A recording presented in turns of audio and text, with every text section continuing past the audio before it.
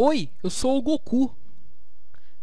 Bom, como foi visto na aula passada, através daquele método lá da soma e produto, que você já está careca de saber, existem relações importantes entre os coeficientes e as raízes de um polinômio. E essas relações, pessoal, elas foram estabelecidas por Girard, certo? Então, só para a gente lembrar aqui, uma equação polinomial do segundo grau, a gente vai ter, tá aqui, com raiz de x1 e x2, a gente vai ter essas duas relações aqui.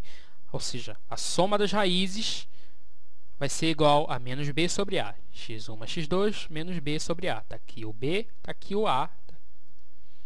Aqui, o produto das raízes vai ser c sobre a. Está aqui o c, está aqui o a. Certo? Então, isso aqui você já está careca de saber. Essas aqui são as relações de Girard. Para quem não conhecia, prazer, estão apresentados. Então, vamos ver o que importa para a gente das relações de Girard, que é como elas se dão para um polinômio do terceiro grau. Aqui. Antes da gente começar, eu só queria dizer uma coisa. A gente vai tentar fazer isso aqui, a gente está tentando ajudar vocês, mas a gente vai tentar fazer isso aqui bem corrido, assim. Um jeito bem rápido para, entre aspas, a gente não perder muito tempo com isso. Porque isso aqui é uma coisa que você encontra em qualquer livro didático de, sei lá, segundo ou terceiro ano. Tem algumas videoaulas que explicam isso bacana também. É só para a gente dar uma relembrada, porque eu estou considerando que você já tem uma base em polinômios. Então, só para a gente relembrar aqui, vamos ver como que as relações de Girard se dão para um polinômio de terceiro grau. Tá aqui, isso aqui é só um modelo de polinômio, não vai se assustar. Certo? Aqui o primeiro termo, segundo termo, terceiro termo e quarto termo. Não se assusta, é só um modelo de polinômio. Então, a gente tem aqui, a soma das raízes vai ser menos b sobre a. Isso aqui você lê assim, ó, a soma das raízes tomadas uma a uma. Certo? E vamos ver aqui. Aqui vai ser a soma das raízes tomadas duas a duas vai ser c sobre a, ou seja, o próximo dividido sempre pelo a. Certo? Isso aqui você lê assim, soma e combinação das raízes tomadas duas a duas. Certo?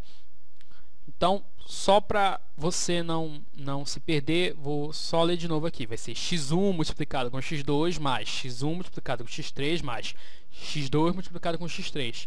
É combinação porque ele vai fazendo em cada aqui a combinação das raízes, sempre tomadas duas a duas. Certo? Por isso que ele diz combinação.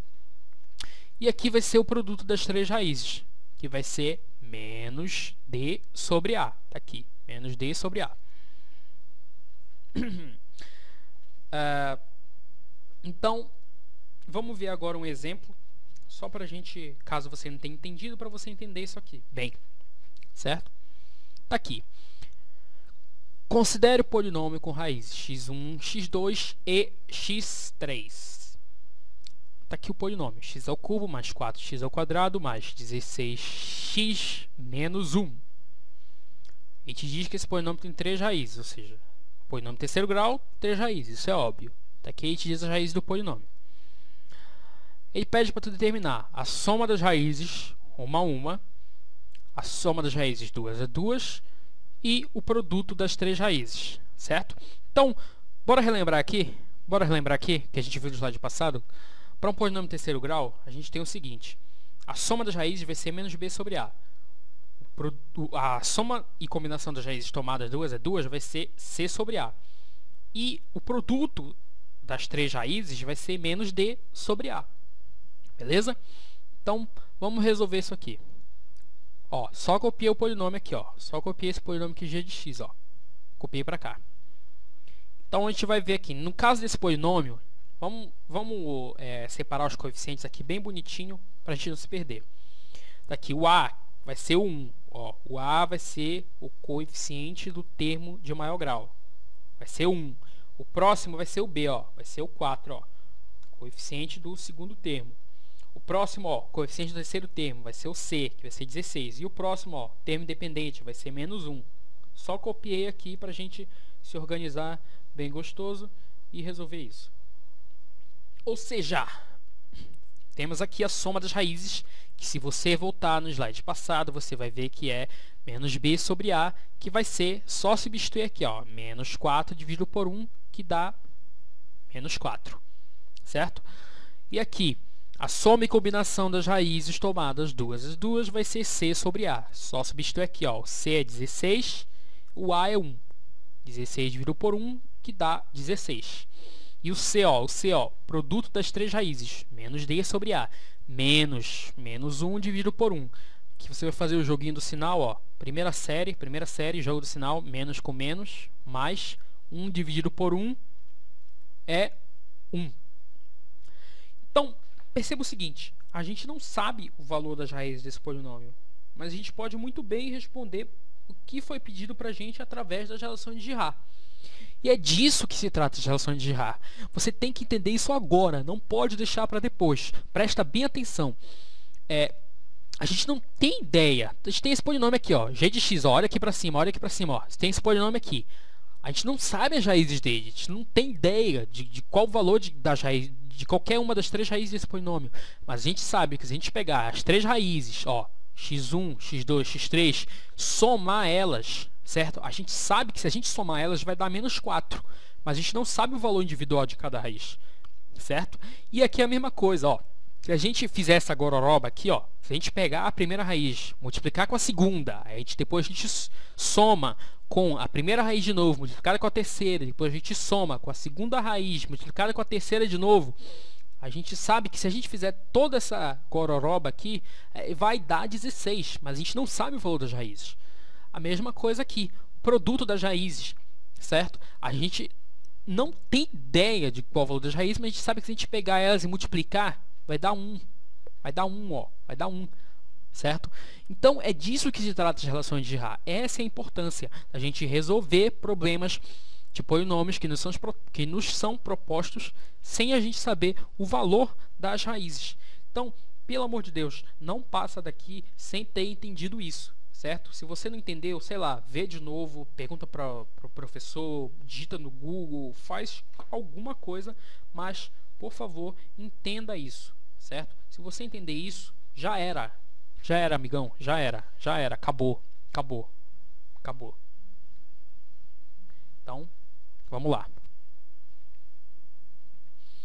Vamos ver agora como as relações de Girard se dão para um polinômio do quarto grau.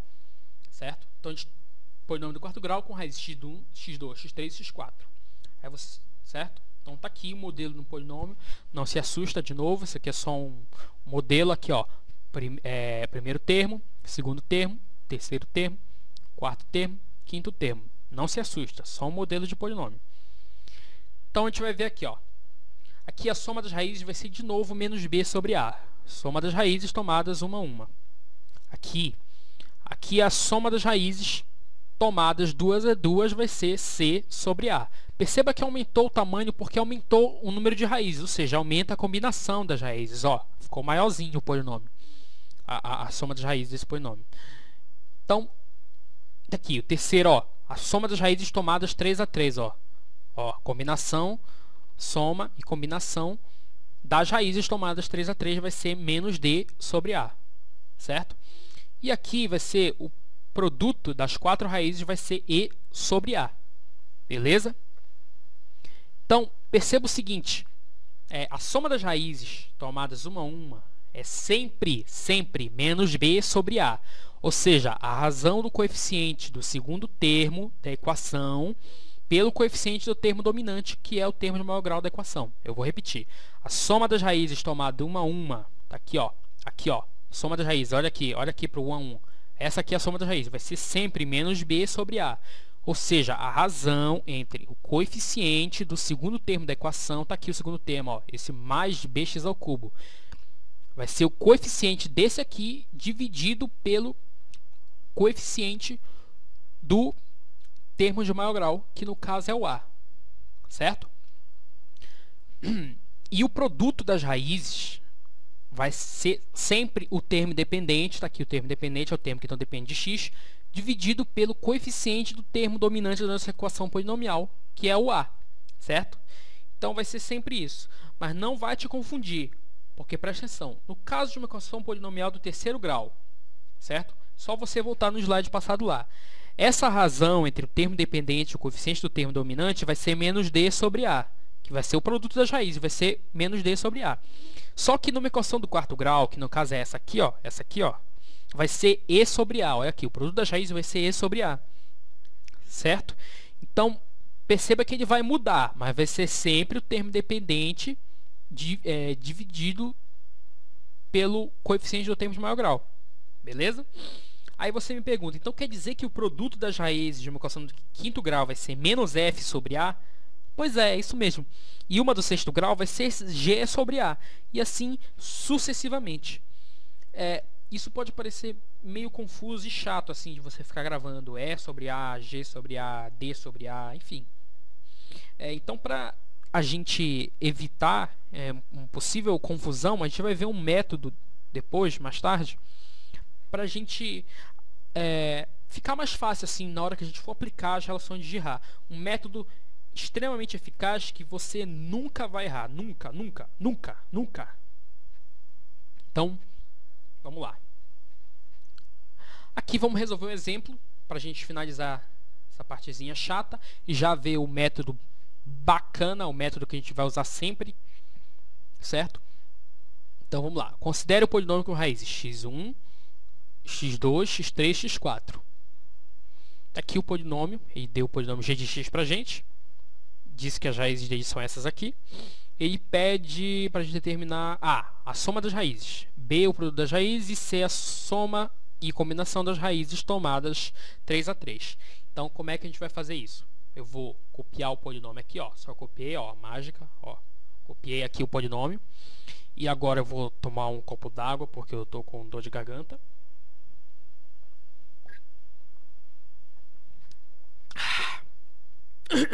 Beleza?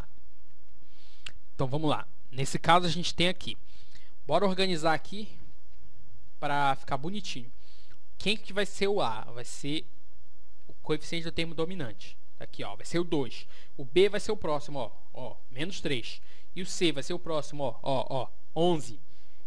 Ó, e o D vai ser o próximo, ó, o 4. E o E vai ser o próximo, ó, o menos 9, que é o termo constante ou termo dependente. Então, vamos lá. A soma das raízes vai ser, daqui a soma das raízes, x1 mais x2 mais 3 mais x4 vai ser menos b sobre a, que vai ser menos 3 sobre 2, certo? Só substituir aqui, ó, só dar uma olhada. Que vai dar 3 sobre 2, beleza? A gente fez o jogo do sinal e deu 3 sobre 2. O produto das raízes vai ser x1, x2, x3, x4, as raízes sendo multiplicadas, vai ser e sobre a. Só você voltar no slide passado que a gente viu isso aqui. Que vai dar menos 9 sobre 2, beleza? E a soma e combinação das raízes tomadas 3 a 3 vai ser isso aqui. A primeira raiz multiplicada com a segunda raiz, multiplicada com a terceira raiz, somada com a primeira raiz multiplicada com a segunda raiz, multiplicada com a quarta raiz, mais a primeira raiz multiplicada com a terceira raiz, multiplicada com a quarta raiz, mais a segunda raiz multiplicada com a terceira raiz, multiplicada com a quarta raiz, vai ser menos d sobre a. Não tem mais aqui por quê? Porque acabou a combinação, certo? Das raízes tomadas 3 a 3. Acabou a combinação, não tem mais. Isso aqui vai ser menos 4 sobre 2, que vai dar menos 2, beleza? Então, perceba o seguinte, pode ser bem comum a confusão do estudante com a soma das raízes 2 a 2 ou a soma das raízes 3 a 3. Pode ser comum, certo? Então, o que a gente vai fazer? A gente vai ver um método que eu mencionei no slide passado aí. A gente vai ver agora não, a gente vai ver na próxima aula. E esse método é bastante eficaz e vai te ajudar muito. Então, por hoje é só. Já vocês veem esse método que eu mencionei na próxima aula. E tentem refazer esses exercícios bem básicos aqui para você entender bem isso, certo? Então, abraço e até a próxima.